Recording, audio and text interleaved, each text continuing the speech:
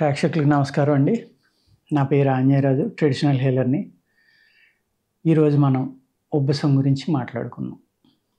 ఉబ్బసం అంటే మనకి శ్వాస. అప్పట్లో ఏమనేవారంటే, ఈడికి శ్వాస వచ్చిందంటే ఉబ్బసం వచ్చిందని. అంతే తప్ప శ్వాస అంటే మనం పీల్చుకునే ఊపిరి అని కాదు. అలాగే ఈడికి దమ్ము వచ్చిందనేవారు. ఊపిరితిత్తుల జబ్బు వచ్చిందనేవారు. ఈ ఊపిరితిత్తుల జబ్బుల్లో ఏమవుతుందంటే టీబీ ఉంది. టీబీ ప్రారంభంలో ఫ్లోరసీ అంటారు. ఊపిరితిత్తులు నీళ్లు పట్టి, ఆ నీళ్లు పట్టినప్పుడే మనం జాగ్రత్త తీసుకుని మందులు వాడుకోకపోతే, బలమైన ఆహారం తినకపోతే అది పస్ కింద మారి బ్లడ్ కింద ఇదయ్యి విపరీతమైన దగ్గు రావడం, దగ్గుతో పాటు బ్లడ్ వామిటింగ్స్ అవ్వడం, చనిపోయేవారు అప్పట్లో. అది అంటువ్యాధులేగా చాలామందికి వచ్చేది. అందుకనే టీబీ సెంటర్స్ అని సిటీలకు బయట ఎక్కడో ఉండి అన్నమాట. టీబీ శానిటోరియం అనేవారు దాన్ని. అది మనకి ఇక్కడ ఎక్కడో ఒక గుట్ట ఉంది. ఎక్కడో మనం తాండూరు వెళ్ళే దారిలో అక్కడ ఉండేది. అదేవిధంగా వైజాగ్‌లో టీబీ హాస్పిటల్ అని ఊరు బయట ఉండేది. అలా ప్రతి చోట కూడా ఈ టీబీ హాస్పిటల్స్ అనేవి ఉండేయండి. అవి పెన్సిలిన్ వచ్చాక చాలా వరకు ప్రాబ్లమ్స్, యాంటీబయాటిక్స్ వచ్చాక తగ్గినాయి.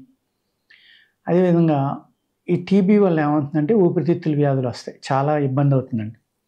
ఇప్పుడు మనం కరోనా వచ్చి వెళ్ళాక ఈ ఊపిరితిత్తులు అనేవి చాలా ఎక్కువగా పెరిగిపోయినాయి. ఎందుకంటే ఒక 5 ఇయర్స్ బ్యాక్ అయితే సంవత్సరానికి 1-2 వచ్చాయి. ఏది? ఆస్తమా కేసులు, లేకపోతే బ్రాంకైటిస్ అని, లేకపోతే దగ్గు వస్తుంది తగ్గట్లేదని.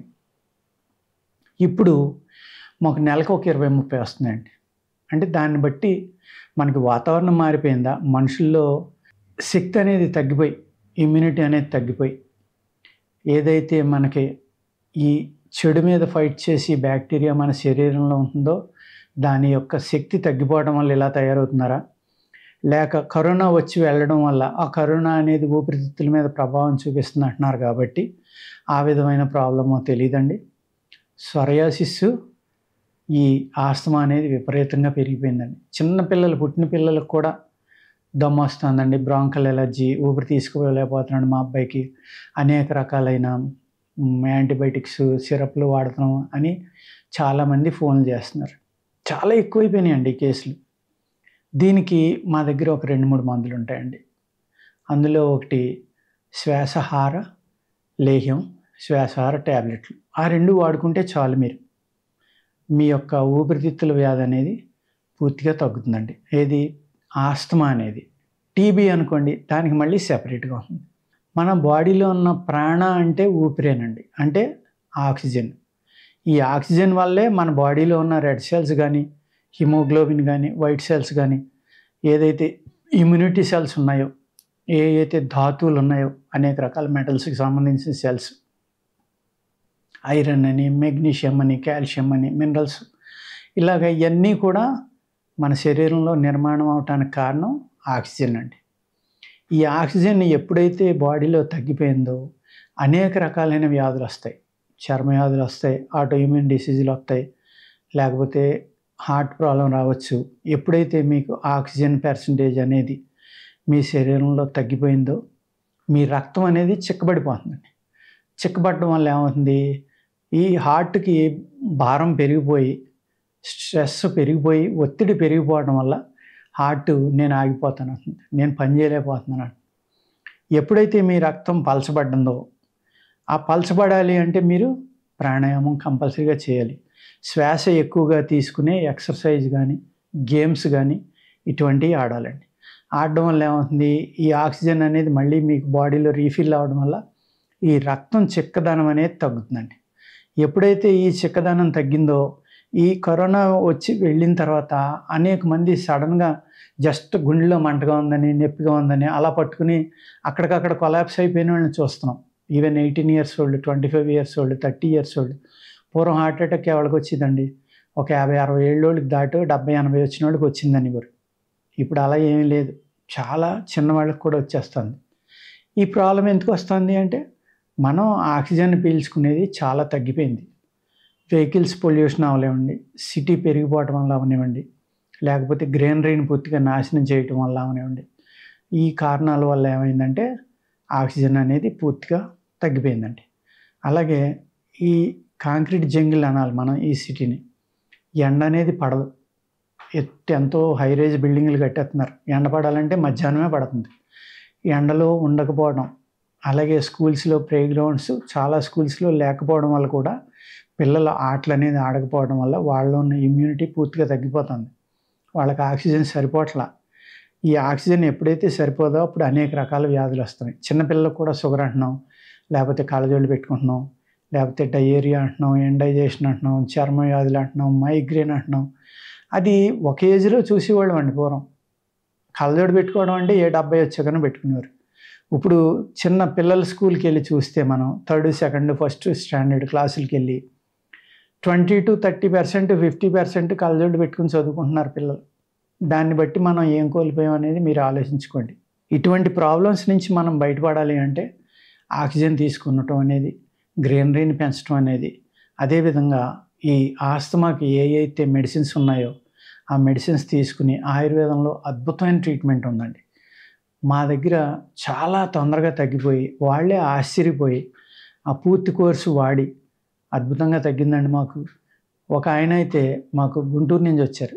ఆయన అదేదో నోట్లో కొట్టుకుంటారు కదండి, దాన్ని మంచానికి ఇటు ఇటు కూడా పెట్టుకునేవాడు అంట ఆయన. ఒకవేళ అటు తిరిగి నిద్రపోయినప్పుడు ఊపిరి ఆగిపోయి మెలకు వస్తే వెంటనే మళ్ళీ యువతలకు తిరిగి అందుకుని కొట్టుకోవడానికి కూడా నేను మధ్యలో చచ్చిపోతానని భయపడేవాడినండి నేను.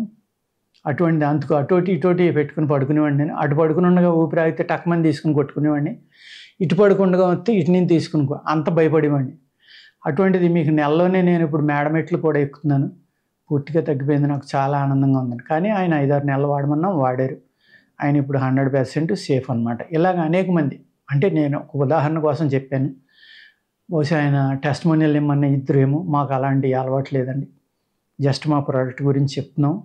మీకు వాడి చూసుకుంటే దాని యొక్క స్ట్రెంగ్త్ తెలుస్తుంది. మీరు ఊపిరితిత్తుల మట్టుకి ఎప్పుడూ అశ్రద్ధ చేయొద్దండి. మీకు శ్వాస వ్యాధి అనేది చాలా ప్రమాదం కాబట్టి ఇమీడియట్గా జాగ్రత్త తీసుకుని మీ ఊపిరితిత్తుల్ని బలంగా తయారు చేసుకుని, ఎప్పుడైతే ఊపిరితిత్తులు బలపడ్డాయో మీ శరీరం అంతా బలంగానే ఉంది. అది అర్థం చేసుకోండి మీరు. మన శ్రీసంధిలో క్లాసెస్ అనేది మనం చెప్తున్నాము. ఆల్మోస్ట్ ఒక 200 పైన వీడియోలు చేసాం ఇప్పటిదాకా. ఎంతోమంది చాలా ఆనందపడి చాలా వివరంగా విపులంగా చాలా చక్కగా చెప్తున్నారు. మేము అందరం కూడా రాసుకుంటున్నాము. ఎంతో నాలెడ్జ్ మేము పెంచుకుంటున్నాము. మీరు బుక్స్ రాస్తే ఇంకా బాగుంటుంది. అదేవిధంగా మీరు ఈ క్లాసెస్ అనేది కంటిన్యూగా పెడితే కనుక ఎక్కడైనా మేము అందరం వచ్చి జాయిన్ అయ్యి నేర్చుకుని మన సనాతన ధర్మంలో ఉన్న ఒక భాగం, వేదాల్లో కూడా ఒక భాగం అండి ఆయుర్వేదం అనేది. పంచమ వేదం అని కూడా అంటారు. ఋగ్వేదంలో చాలా ఎక్కువ ఉంది. అలాగే వేదాల్లో ఆయుర్వేదానికి కూడా కొన్ని బుక్స్ ఉన్నాయండి. ఈ వేదాల నుంచి వచ్చిందే కాబట్టి, వేదిక నాలెడ్జ్ కాబట్టి, మన పల్లెటూరులో ఏదైతే ట్రెడిషనల్గా దీని మీద ఒక అవగాహన అనేది ఉందో పూర్వకాలం, ఇప్పుడు దాన్ని చాలా వరకు మర్చిపోయాం మనం. దాన్ని కల్పించి మళ్ళీని మన యోగా కానీ, ప్రాణాయామం కానీ, ఈ ఆయుర్వేదం కానీ ప్రతి ఒక్కళ్ళకి ఎంతో కొంత తెలుసుకోవాలి. మనం చిన్న చిన్న ప్రాబ్లమ్స్కి మనమే మందులు తయారు చేసుకుని వాడుకునేలాగా మేము ట్రైనింగ్ ఇద్దామని తొందరలోనే క్లాసులు మొదలు పెడతామండి. అది జహీరాబాద్లో మా ఫామ్లోనే పెడతాం. పెట్టి అక్కడ మీకు ప్రాక్టికల్గా నాలెడ్జ్ నేర్పేలాగా మేము ప్రయత్నం చేస్తాం అనమాట. ఎందుకంటే ఊరికే వీడియోలో చెప్పిస్తే మీకు తెలియదు. అందుకు ప్రాక్టికల్గా ఆ మొక్కను గుర్తించడం, ఆ మొక్క ఏ విధంగా ఉందో తెలుసుకోవడం, దాని పేర్లు, ఆ మొక్కలో వేరు వాడాలా, లేకపోతే ఆకు వాడాలా, విత్తనం వాడాలా, పైన తోలు బార్క్ అంటాం కదా అది వాడాలా, వేరు పైన పొర వాడాలా, ఏ టైంలో తీయాలి, ఏ నక్షత్రంలో తీయాలి, ఏ తిథి వారంలో తీయాలి, ఏ శుభతిథిలో తీయాలి, ఏ కాలంలో తీయాలి అనేది మీ అందరికీ నేర్పండి. అలాగే మానవ శరీరం యొక్క నిర్మాణం, ఆ శరీరం మీద అవగాహన, వాత పిత్త కఫాల మీద అవగాహన, యోగా మీద అవగాహన, ప్రాణాయామం మీద అవగాహన, ఇవన్నీ కూడా మీకు అక్కడ థియరీ క్లాసులు ఉంటాయండి. ఇవన్నీ మీరు ప్రాక్టికల్గా చేసుకోవచ్చు, థియరీలోనే చేసుకోవచ్చు. చేసుకుని నేర్చుకోవడం వల్ల ఏమవుతుందంటే ప్రతి విలేజ్లోని ఒక ట్రెడిషనల్ హీలర్ అనేవాళ్ళు ఉండాలన్నమాట. ఉండటం వల్ల ఏమవుతుందంటే చిన్న చిన్న ప్రాబ్లమ్స్కి కడుపు నొప్పి వచ్చిందంటారు పల్లెటూరులో, ఏముందిరా కొంత తిని వంట సోడాలో కలుపు తాగి అనేవారు ఇదివరకు. అంటే బేకింగ్ సోడా అది, అలా తాగితే నిమిషంలో తగ్గిపోయేది. లేకపోతే కొంత ఉప్పు వేసుకుని ఒక అరచెంచా ఉప్పు వేసుకుని ఉప్పు నీళ్ళు తాగి అనేవారు. నేను చిన్నప్పుడు అనిపించాను అవన్నీ. ఏదో ఇష్టమైన పదార్థం అని ఎక్కువ తినేవాళ్ళం, విపరీతంగా ఆడేసేవాళ్ళం, నీళ్లు తాగేసేవాళ్ళం. అంచేత అది డైజెస్ట్ అవ్వక కడుపులో నొప్పి వచ్చి రావడం ఇలాంటి. అలాగే చెరువులో నీళ్ళు, బోధుల్లో నీళ్ళు, కాలువలో నీళ్ళు ఎక్కడుంటే అక్కడ ఇలా దోశలో తీసుకుని తాగేసేవాళ్ళు. దానివల్ల ఏమవుతుందండి, బ్యాక్టీరియా అంతా పొట్టలోకి వెళ్ళిపోవడం వల్ల కడుపు నొప్పి వస్తే కానీ ఉప్పు నీళ్ళు తాగనివారు. తాగితే 2 నిమిషాల్లో తగ్గిపోయేది కడుపు నొప్పి. అలాగే అనేక రకాలైన టెక్నిక్స్ విలేజ్లో ఉండేవి అనమాట. అవన్నీ మళ్ళీ మనకి వెనక్కి వెళ్ళి మనం అవన్నీ స్మరణకు తెచ్చుకుని అవన్నీ నేర్చుకుంటేనే మనం మన జీవితాన్ని సుఖ సంతోషాలతోటి గడపగలమండి. అందుకు అటువంటి ట్రైనింగ్ ఇచ్చే ఉద్దేశంతో మనం ఈ క్లాసెస్ అనేది స్టార్ట్ చేద్దాం అనుకుంటున్నాం. ఇప్పటి నుంచి మీరు అది రిజిస్ట్రేషన్ చేయించుకోండి. చేయించుకుంటే జూన్ నెల నుంచి స్టార్ట్ అవుతాయండి క్లాసెస్. కన్స్ట్రక్షన్, మెస్ అవన్నీ రెడీ అవుతున్నాయి.